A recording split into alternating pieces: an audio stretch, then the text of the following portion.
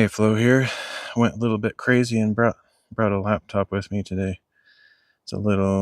It's not a super big one, but it's not as small as it could be because it's ancient. But it should work. Thought I just heard a person. I don't know if that was a bird or what. Anyway.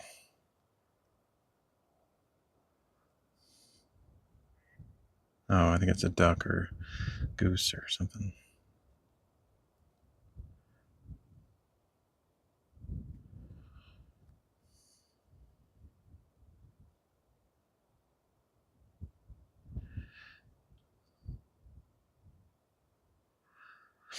Anyway, the reason I brought the laptop is it's way easier to reset the stream after I go offline. I have to, since I'm on so many platforms, I have to reset everything. It takes forever, especially on the phone. So it's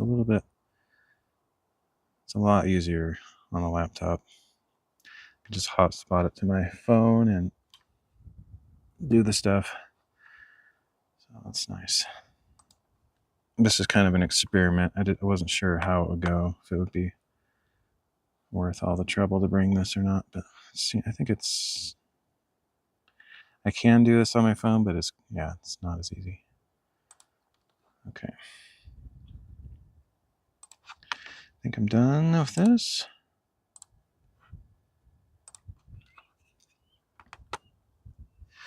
So I'm going to do another Bible reading out here.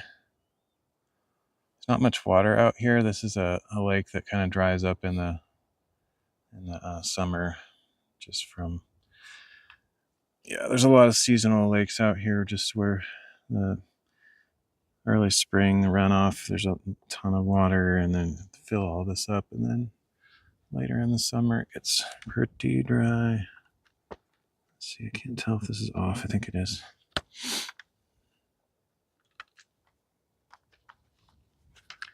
But there's a little water hole out here anyway. Thought that would be more interesting than just the grass. The grass looks cool too, because over there's a ton of flowers, and I was thinking to put those in the view, in the camera, or whatever, in the shot. But saw this water thing out here and decided to come out to it. It's very just muddy, I don't know what to call it, soft ground out here because of the former lake. I don't think this lake gets really deep, but it has water out here, so it's not muddy, thankfully, so it's had enough time to kind of dry out. But it is interesting anyway. I wasn't sure if my chair would stand upright. Seems like it's gonna be fine. It just basically digs the feet into it, and then it's stable enough, I think. All right. Got all my gear, got all my phones. Everything's ready. Okay. It's kind of a funny spot to be. Somebody saw me out here, they'd be like, "What are you doing?" Not that I care, but it is funny. Okay, we get to do a new reading, not a repeat. I actually just saw, well, I'm not 100% positive. I thought I saw a bald eagle. There might be one. I see something way over there that could be. I think there's a good chance there's at least one bald eagle around here. And I think, man, I saw something huge. What do you call those things? I don't remember. Anyway, another big bird of some sort out here. All right, let's figure out what's next. Just read the Luke 11 one.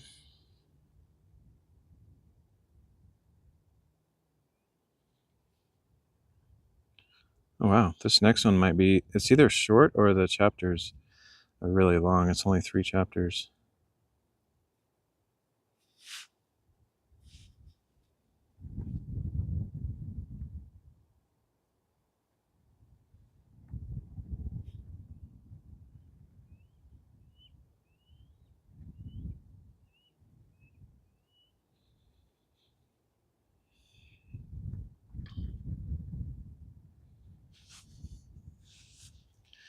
Make sure everything's working so I don't have to do another redo stream later.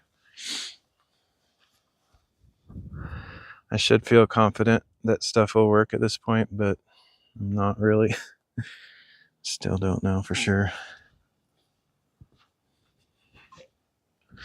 Looks like it's working though. So this time we're going to be reading Genesis chapter 30 and 31 and Matthew 6:19 to 34.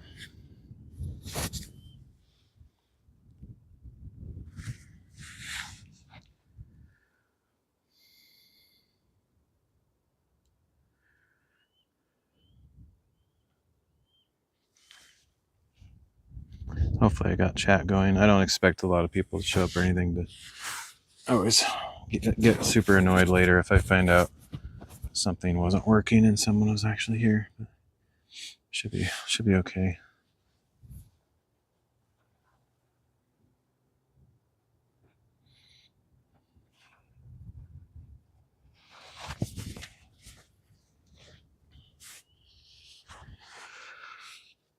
Dear Father, thank you for this beautiful day and this great place to be with a signal I can share the reading of your word. Pray that you would bless us as we seek you through your word and seek the knowledge of you and to grow in a relationship with you. Pray that anybody that drops by or watches this later would be blessed somehow just by the beauty of your nature or the reading of your word. Pray that people would come to a knowledge of you, a saving knowledge of you. You're the only one who can save us. We need you every day. Otherwise, we're kind of lost. So, anyway, thank you for all the birds out here. And pray that I would not be frightening to them. Maybe they can come visit while we're streaming.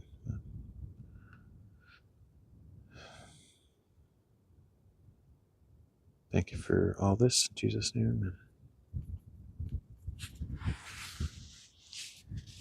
amen. Got some birds out there. Some of them might be normally in this little watering hole, but they're probably a little bit apprehensive because I'm sitting here. I'm just reading the Bible. I'm not going to do anything to you guys, so feel free to drink it up and find for... I wonder if there's any fish still in there. I would imagine the fish were probably smart enough to mostly get out of here while they still could. Now I'm not sure if it's connected to anything. Might just be a little watering hole left there.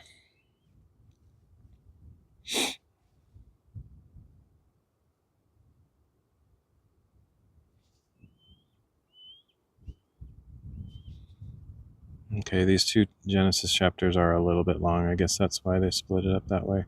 Not super long, but a little bit. Oh, yeah, there's a bald eagle over there. I don't know if it's going to come over this way. Probably not. Maybe.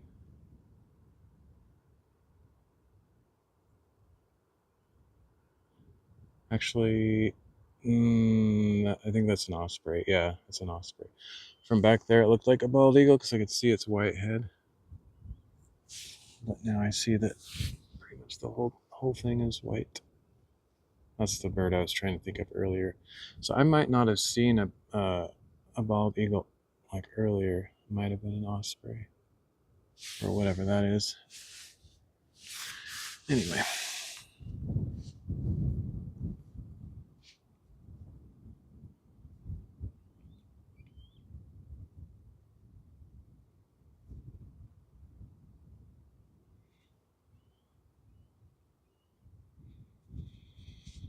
Genesis chapter 30.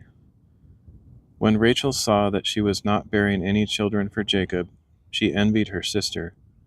"Give me children, or I will die," she said to Jacob. Jacob became angry with Rachel and said, "Am I in the place of God, who has withheld children from you?" Then she said, "Here is my maidservant Bilhah. Sleep with her, that she may bear children for me, so that through her I too can build a family." So Rachel gave Jacob her servant Bilhah as a wife, and he slept with her. And Bilhah conceived and bore him a son. Then Rachel said, God has vindicated me. He has heard my plea and given me a son. So she named him Dan. And Rachel's servant Bilhah conceived again and bore Jacob a second son.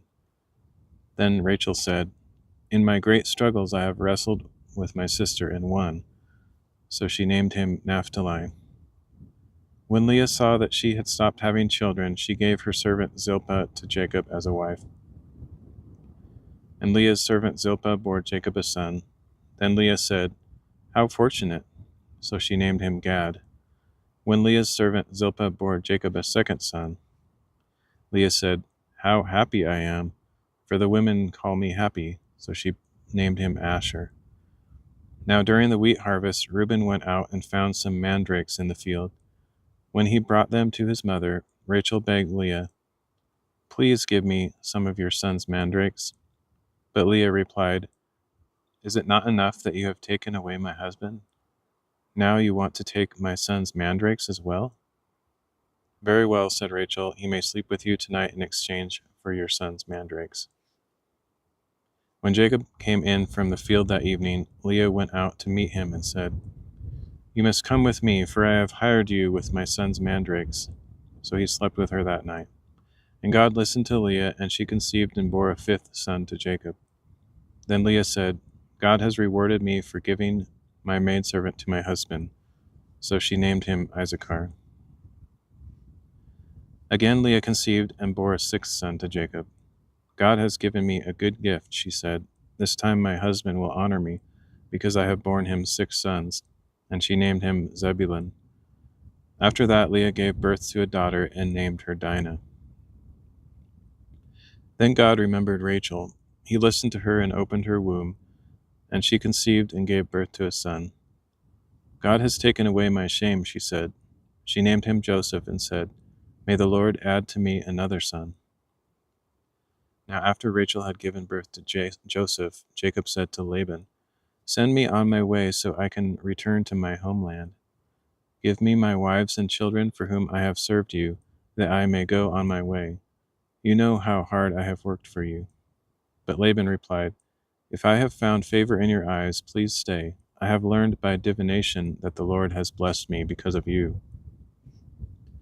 And he added, Name your wages, and I will pay them. Then Jacob answered, You know how I have served you and how your livestock have thrived under my care. Indeed, you had very little before my arrival, but now your wealth has increased many times over. The Lord has blessed you wherever I set foot. But now, when may I also provide for my own household? What can I give you? Laban asked. You do not need to give me anything, Jacob replied. If you do this one thing for me, I will keep on shepherding and keeping your flocks. Let me go through all your flocks today and remove from them every speckled or spotted sheep, every dark-colored lamb, and every spotted or speckled goat. These will be my wages. So my honesty will testify for me when you come to check on my wages in the future. If I have any goats that are not speckled or spotted, or lambs that are not dark-colored, they will be considered stolen. Agreed, said Laban. Let it be as you have said. That very day Laban removed all the streaked or spotted male goats and every speckled or spotted female goat, every one that had any white on it, and every dark-colored lamb, and he placed them under the care of his sons. Then he put a 3-day journey between himself and Jacob, while Jacob was shepherding the rest of Laban's flocks. Jacob, however, took fresh branches of poplar, almond, and plane trees and peeled the bark, exposing the white inner wood of the branches. Then he set the peeled branches in the watering troughs in front of the flocks coming in to drink. So when the flocks were in heat and came to drink, they mated in front of the branches, and they bore young that were streaked or speckled or spotted. Jacob set apart the young, but made the rest face the streaked, dark-colored sheep in Laban's flocks. Then he set his own flock apart and did not put them in Laban's animals. Whenever the stronger females of the flock were in heat, Jacob would place the branches in the troughs in full view of the animals, so that they would breed in front of the branches. But if the branches were weak, he did not set out the branches.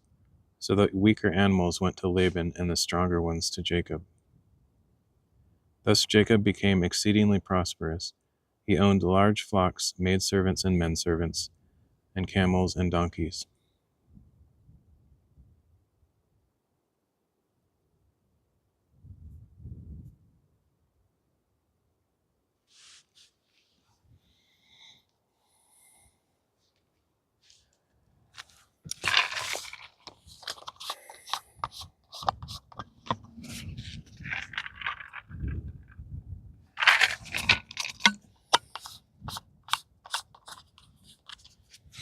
I'm surprised there's a signal out here, to be honest. I don't know where the cell tower would be. I know that if I go over there, there's no signal at all, so I'm guessing the cell tower is right there, and then I was blocked.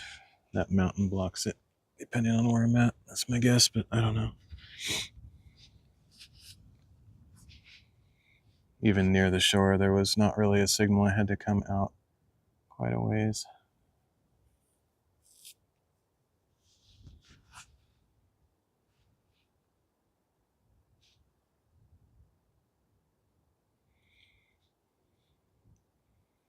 Genesis chapter 31.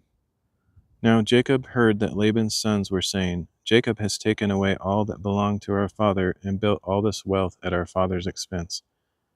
And Jacob saw from the countenance of Laban that his attitude toward him had changed. Then the Lord said to Jacob, Go back to the land of your fathers and to your kindred, and I will be with you. So Jacob sent word and called Rachel and Leah to the field where his flocks were, and he told them, I can see from your father's countenance that his attitude toward me has changed, but the God of my father has been with me. You know that I have served your father with all my strength. And although he has cheated me and changed my wages 10 times, God has not allowed him to harm me. If he said, The speckled will be your wages, then the whole flock bore speckled offspring. If he said, The streaked will be your wages, then the whole flock bore streaked offspring. Thus God has taken away your father's livestock and given them to me. When the flocks were breeding, I saw in a dream that the streaked, spotted, and speckled males were mating with the females. In that dream, the angel of God said to me, Jacob, and I replied, Here I am. Look up, he said, and see that all the males that are mating with the flock are streaked, spotted, or speckled, for I have seen all that Laban has done to you. I am the God of Bethel, where you anointed the pillar and made a solemn vow to me. Now get up and leave this land at once, and return to your native land. And Rachel and Leah replied, Do we have any portion or inheritance left in our father's house? Are we not regarded by him as outsiders? Not only has he sold us, but he has certainly squandered what was paid for us. Surely all the wealth that God has taken away from our father belongs to us and to our children. So do whatever God has told you. Then Jacob got up and put his children and his wives on camels, and he drove all his livestock before him, along with all the possessions he had acquired in Padan Aram, to go to his father Isaac in the land of Canaan. Now, while Laban was out shearing his sheep, Rachel stole her father's household idols. Moreover, Jacob deceived Laban the Aramean by not telling him that he was running away. So he fled with all his possessions, crossed the Euphrates, and headed for the hill country of Gilead. On the third day, Laban was informed that Jacob had fled. So he took his relatives with him, pursued Jacob for 7 days, and overtook him in the hill country of Gilead. But that night God came to Laban the Aramean in a dream and warned him, Be careful not to say anything to Jacob, either good or bad. Now Jacob had pitched his tent in the hill country of Gilead when Laban overtook him, and Laban and his relatives camped there as well. Then Laban said to Jacob, What have you done? You have deceived me and carried off my daughters like captives of war. Why did you run away secretly and deceive me without even telling me? I would have sent you away with joy and singing, with tambourines and harps. But you did not even let me kiss my grandchildren and my daughters goodbye. Now you have done a foolish thing. I have power to do you great harm, but last night the God of your father said to me, be careful not to say anything to Jacob, either good or bad. Now you have gone off because you long for your father's house. But why have you stolen my gods? I was afraid, Jacob answered, for I thought you would take your daughters from me by force. If you find your gods with anyone here, he shall not live. In the presence of our relatives, see for yourself if anything is yours, and take it back. For Jacob did not know that Rachel had stolen the idols. So Laban went into Jacob's tent, then Leah's tent, and then the tents of the two maidservants, but he found nothing. Then he left Leah's tent and entered Rachel's tent. Now Rachel had taken Laban's household idols, put them in the saddlebag of her camel, and was sitting on them. And Laban searched everything in the tent, but found nothing. Rachel said to her father, Sir, do not be angry that I cannot stand up before you, for I am having my period. So Laban searched, but could not find the household idols. Then Jacob became incensed and challenged Laban. What is my crime, he said, for what sin of mine have you so hotly pursued me? You have searched all my goods. Have you found anything that belongs to you? Put it here before my brothers and yours, that they may judge between the two of us. I have been with you for 20 years now. Your sheep and goats have not miscarried, nor have I eaten the rams of your flock. I did not bring you anything torn by wild beasts. I bore the loss myself, and you demanded payment from me for what was stolen by day or night. As it was, the heat consumed me by day, and the frost by night, and sleep fled from my eyes. Thus for 20 years I have served in your household, 14 years for your 2 daughters, and 6 years for your flocks, and you have changed my wages 10 times. If the God of my father, the God of Abraham, and the fear of Isaac had not been with me, surely by now you would have sent me away empty-handed. But God has seen my affliction and the toil of my hands, and last night he rendered judgment. But Laban answered Jacob, These daughters are my daughters, these sons are my sons, and these flocks are my flocks. Everything you see is mine. Yet what can I do today about these daughters of mine, or the children they have borne? Come now, let us make a covenant, you and I, and let it serve as a witness between you and me. So Jacob picked out a stone and set it up as a pillar. And he said to his relatives, Gather some stones. So they took stones and made a mound, and there by the mound they ate.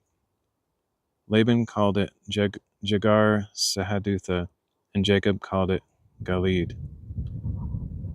Then Laban declared, This mound is a witness between you and me this day. Therefore the place was called Galeed.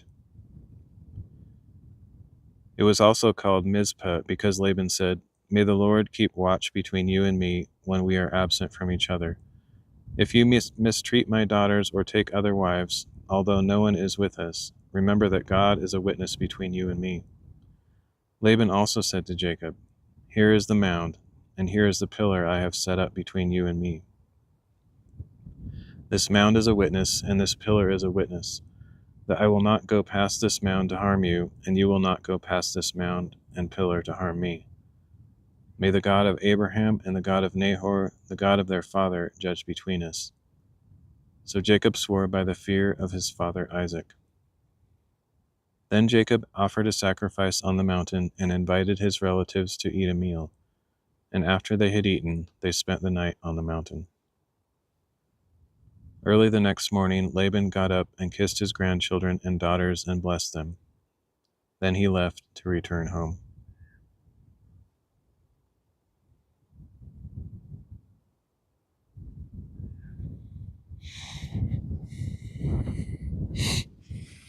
This would be a pretty nice spot to be for the sunset. I suppose I could stay here that long. I don't know. It's like over an hour away. It'd be pretty cool with the water there, and there's not very many clouds.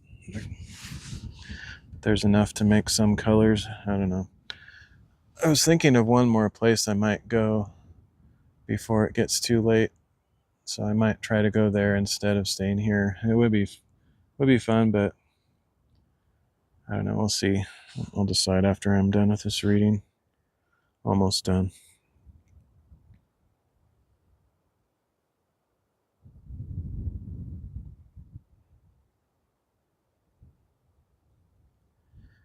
Matthew chapter 6, starting in verse 19.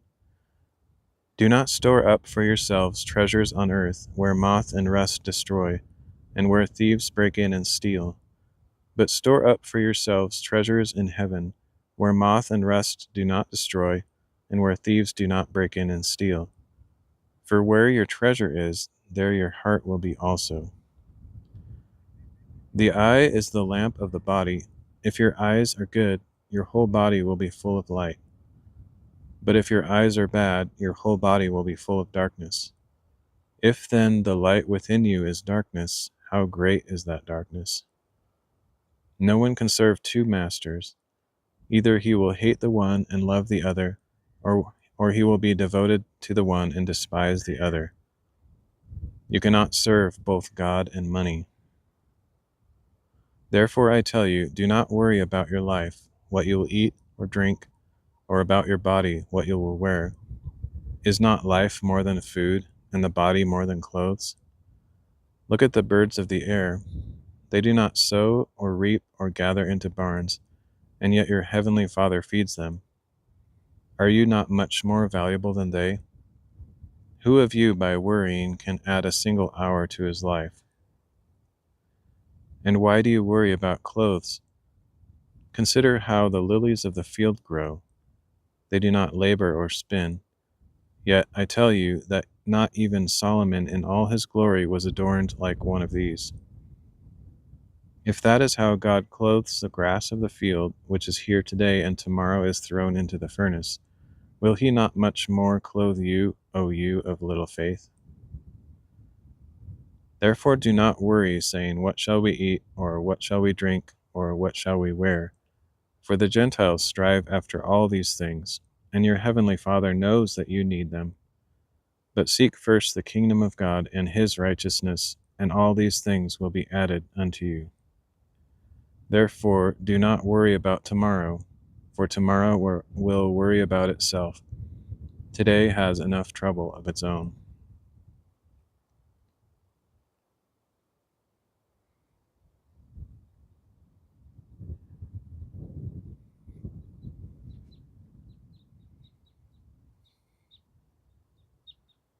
Definitely lots of birds here. Can't identify all of them.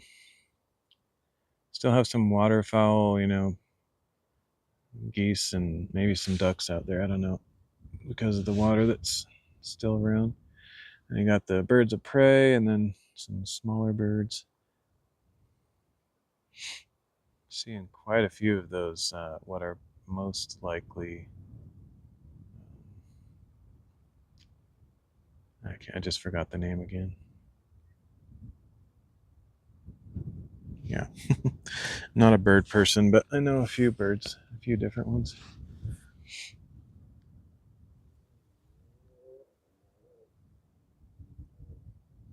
Osprey. Couldn't think of that word again. Okay. Well, that's it for this reading. I think I might actually try to do one more location.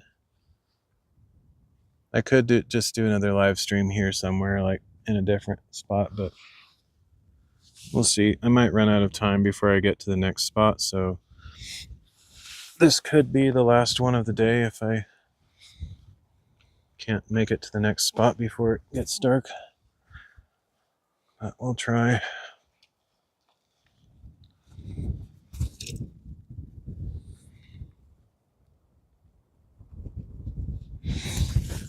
Let's get my stuff packed up first.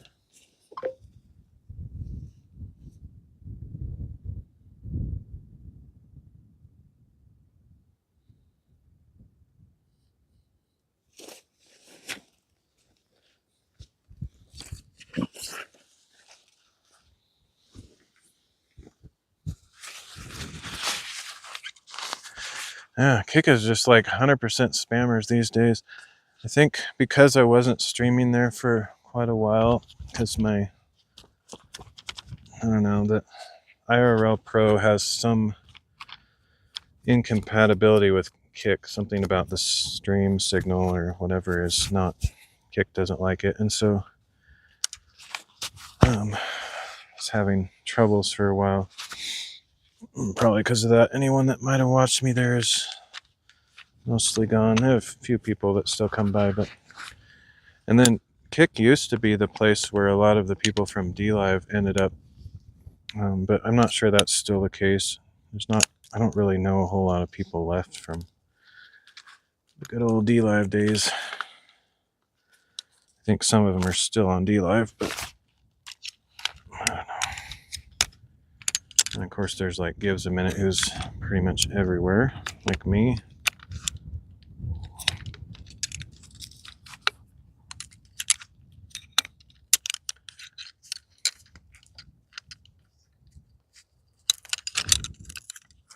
But I'm not as, I mean, like when Kick first came out, it was pretty revolutionary. It was something pretty special.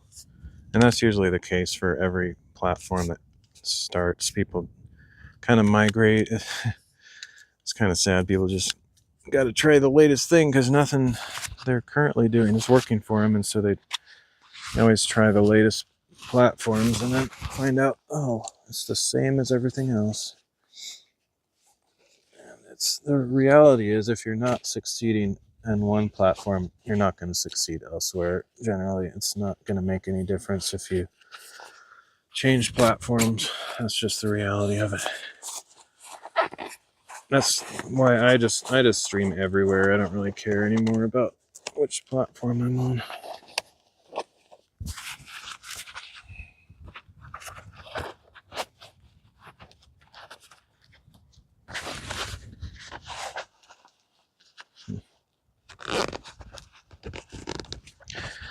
And I've mentioned that a million times. Phrased it every way I can think of. I don't know what these like holes are. My guess is that I have no idea, but my guess is it's possible those are man-made, but they could also be some just natural irregularities in the surface. But I don't know, they look like digging spots to me. And I did see some footprints out here that weren't mine, so I don't know what people would be digging for, but actually not really sure if they're natural or what. They're weird, that's all I can say.